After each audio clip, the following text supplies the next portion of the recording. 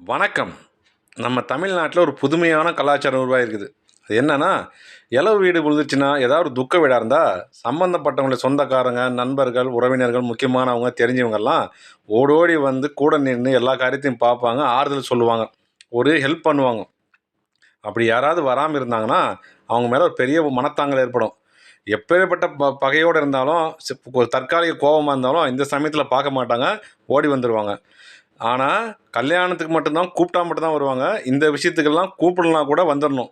ஒரு மனுஷன் கால் நீட்டி படுத்துட்டான்னா, எல்லா பகையும் மறந்துரும். அதோட முடிவுக்கு வந்துரும். ஆனா, இப்ப தலைகீழா மாறிருச்சு. நம்ம கரூர் விஷயத்த தாங்க சொல்றேன். அதுவும் அந்த பணம் 20,00,000 குடுத்த பின்னாடி, இந்த துக்க வீட்டுக்காரங்க பேசின பேச்செல்லாம் மீடியாவுல வந்து பல பேருடைய முகசிலிப்புக்கு ஆளாயிடுச்சுங்க. அதுவும் ஒரு பெண்மணி, "என் பையன் செத்தா என்னங்க? பணம் வந்தா போதுன்ற" ரீதியில பேசுனாங்க.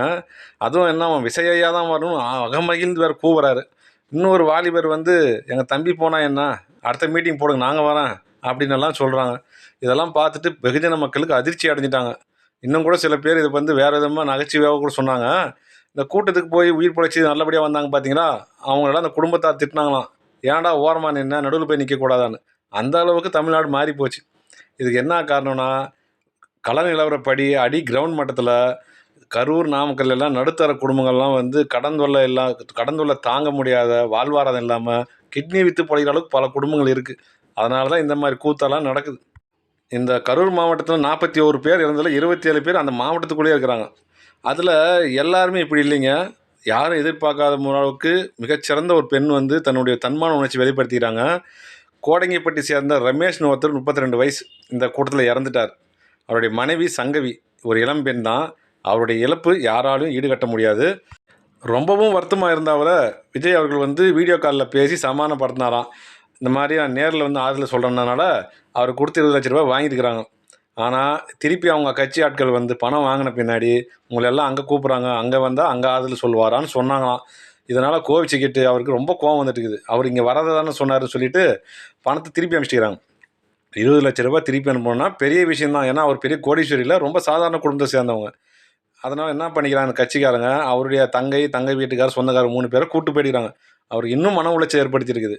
இது வந்து ஒரு தன்மானம் உள்ள ஒரு பெண்ணுடைய விஷயம். அதே மாரி இதோட 3 பேர் இருக்கிறாங்க.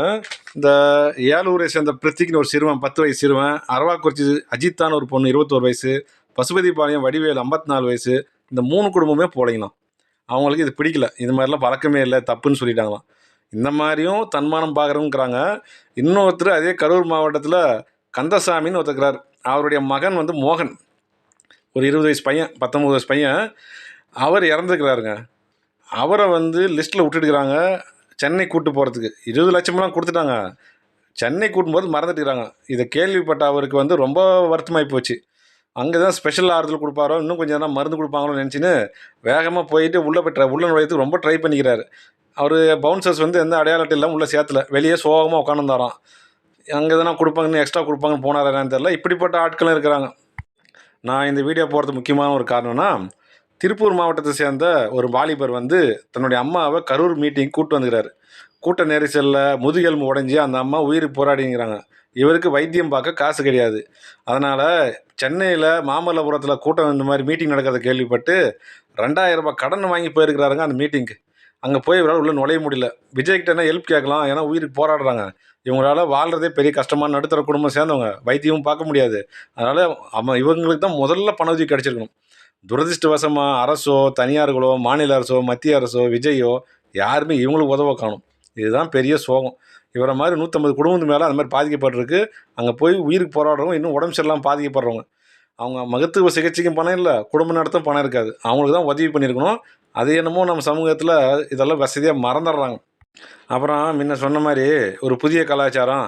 இதுக்கு மேல எங்க ஏதாவது இழவு நடந்துச்சுன்னா, நான் வீட்ல தான் இருக்கிறேன் வந்து என்கிட்ட ஆறுதல் வாங்கின்னு போங்கன்னு யார்ட்டயும் சொல்லிடாதீங்க. ஜனங்க துரத்தின்னு வந்துருவாங்க. விஜய் அவர்களுக்கு தன்னோட இயல்பை மாத்திக்கணும். இது சரிப்பட்டு வராது. அப்படி இல்லையா, அரசியல் தனக்கு ஒத்து வராதுன்னு வேற முடிவு தான் எடுக்கணும்.